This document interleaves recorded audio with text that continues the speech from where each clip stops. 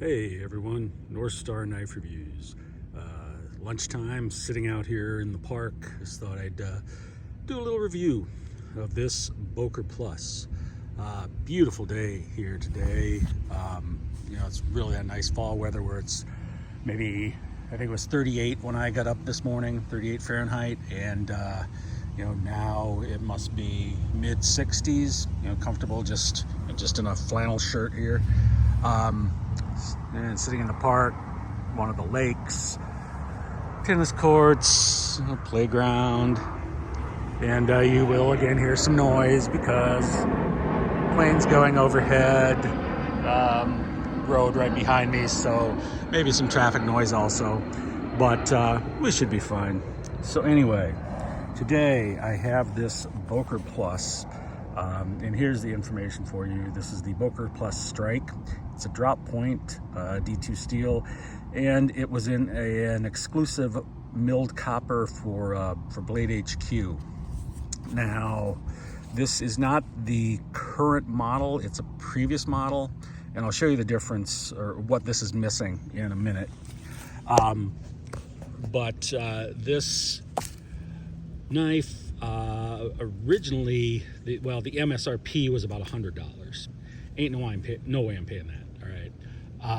The regular price at Blade HQ was, I believe, $65.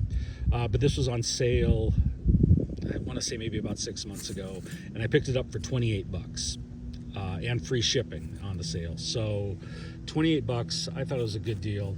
I don't have a lot of automatics because I'm not really an automatic guy.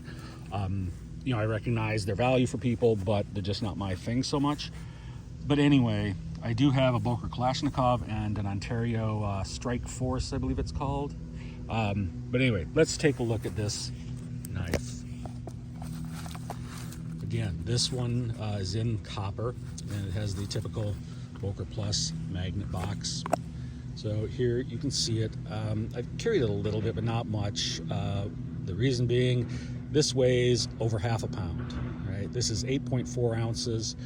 The version in G2 is, I looked it up this morning, it was 3.1 ounces. So this is a chunky little beast. This particular one is not available at Blade HQ because it was the old models. You might be able to get one somewhere online, but a lot of what we talk about would be applicable even without the copper. The new ones, the newer series, I guess they are, have a lock right here, a little locking mechanism so that you can lock out the automatic button.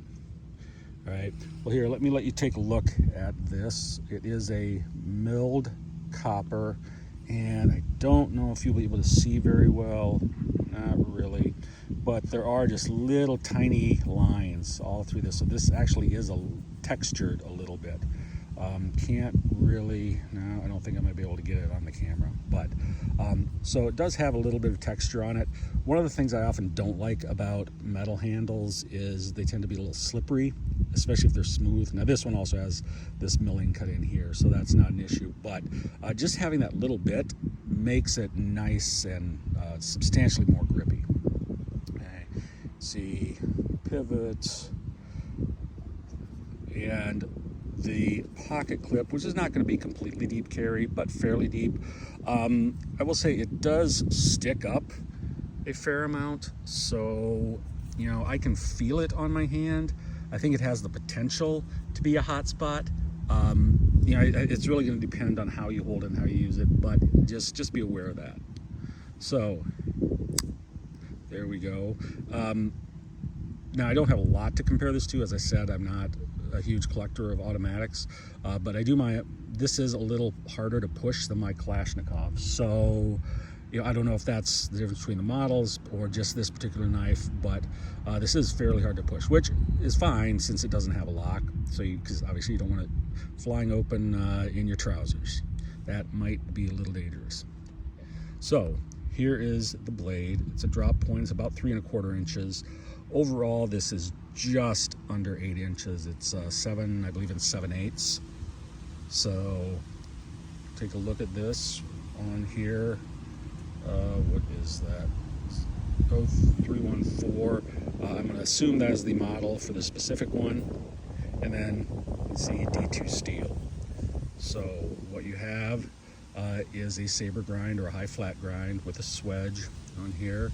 Came pretty sharp, you know, not the sharpest I've ever seen, but decent. I think definitely came sharper than my Kalashnikov did. Has that same mechanism that the Kalashnikov has. See, here it was a little hard to push that button in. So, you know, the Kalashnikov has this reputation as, you know, it's a solid, inexpensive automatic that, you know, you can push to hell and back and it will still work for you. And this is that same mechanism, so I'm assuming that this is going to be the same thing. Now, as I said, I haven't carried it much because, you know, this, you can feel this, okay? You can feel that this is in your pocket.